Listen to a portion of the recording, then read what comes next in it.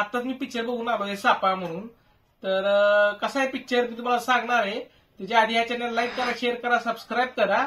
तुम्हाला काय वाटेल की वावी सारखा पिक्चर असेल किंवा असं काही ग्रँड असेल, पिक्चर मध्ये सगळ्या गोष्टी मान्य आहे मला. बघा पिक्चर मध्ये ऍक्टिंग चांगली झाली, या स्टोरी लाईन चांगली आहे, पिक्चरचं डायरेक्शन उत्तम आहे पिक्चरचं.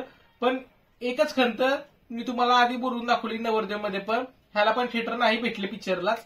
तर जाऊ द्या, ती वेगळी गोष्ट आहे, जाऊ द्या. आपण जरा पिक्चरचं बोलूया. कारण की किती रडगाणं गाणार हो आपण मराठी इंडस्ट्रीसाठी आणि मराठी थिएटरसाठी की आपल्याला थिएटर नाही भेटत. जाऊ दे, आता ती परंपरा झाली आहे आपल्याला आतापर्यंतची. पण विषय वेगळा आहे.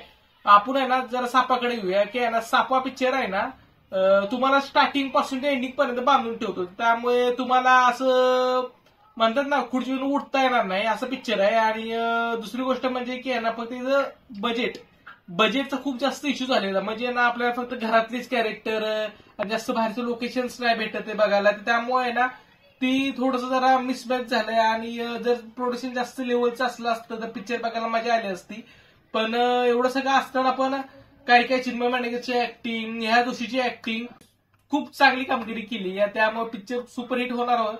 तुम्ही पिक्चर बघायला जावा. हा मी तर म्हणतो की चांगला पिक्चर आहे. ह्या आठवड्याला चांगले 2 पिक्चर आले, नवरदेव आणि सापा पिक्चर. तर मी तुम्हाला सगळ्यांना रेकमेंड करीन, तू पहिला नवरदेव बघा, नंतर मग तुम्हाला टाइम भेटला तर सापा बघा. तुम्ही नवीन असेल तर ह्या चॅनल लाईक करा, शेअर करा, सबस्क्राईब करा.